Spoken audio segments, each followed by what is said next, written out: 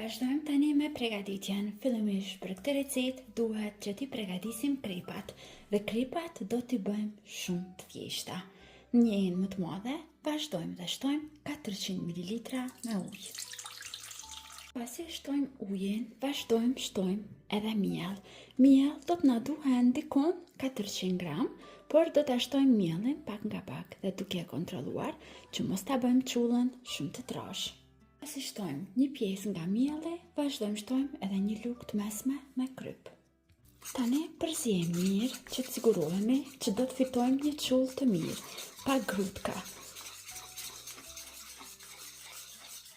Pasi sigurohemi që e kemi përzier mirë, duhet të fitojmë një çullë të tillë, jo shumë të hollë, jo shumë trashë.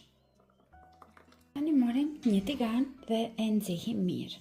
Dhe vazhdojmë tani tek tigani, shtojmë nga masa që përgatitëm ose nga çulla për krepa. I fërgojmë në zjarr mesatar derisa të na skuqen mirë në të dy anët.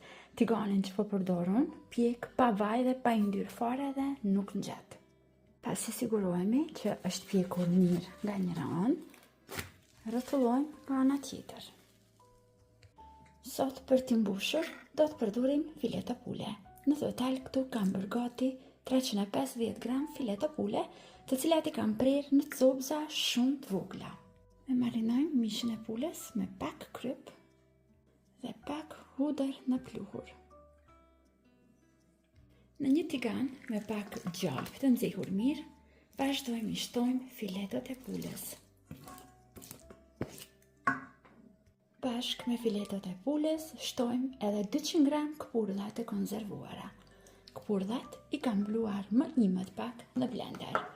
I skuqim tani në zjarr mesatar për disa minuta, derisa të shohim që kanë marrë një ngjyrë pak më të kuqërantë.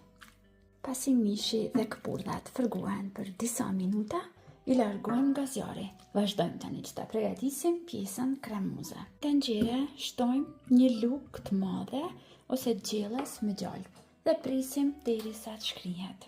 Tani tek gjalpi i shkrir do të shtojmë 2 lugë gjelle me miell. Përzijemi dhe e skuqim për 2-3 minuta.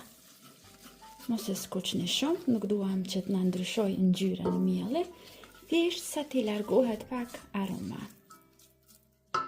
Pasi mielli na është skuqur pak dhe ka filluar shumë pak të ndryshojë ngjyrën, vazhdojmë tani që këtu ta shtojmë qumshtin.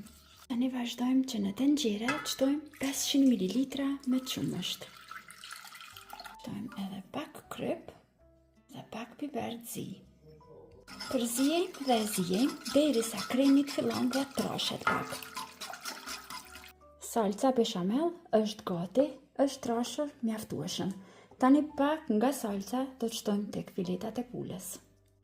2 deri në 3 lugë, kështu pak më të mëdha, i shtojmë që të na bëhet pak më kremoze fileta e pules, që të ngjiten pastaj më mirë tek krepat. Ne marrim një pjatë kështu më të vogël dhe vazhdojmë që t'i mbushim. Marrim nga një krep dhe e vendosim kështu që të na futet mirë brenda në pjatë. Vazhdojmë i mbushim me filetot e pules. Me pjesët e mbetura e mbështjellim mirë në këtë mënyrë dhe i largojmë nga pjatat dhe i rendisim në një tepsi. Në njëjtën mënyrë vazhdojmë i përgatisim dhe i mbushim të gjitha. Unë në total kam bërë 6 copa dhe këto masa që i kam paraqitur në këtë video janë diku për 6 persona.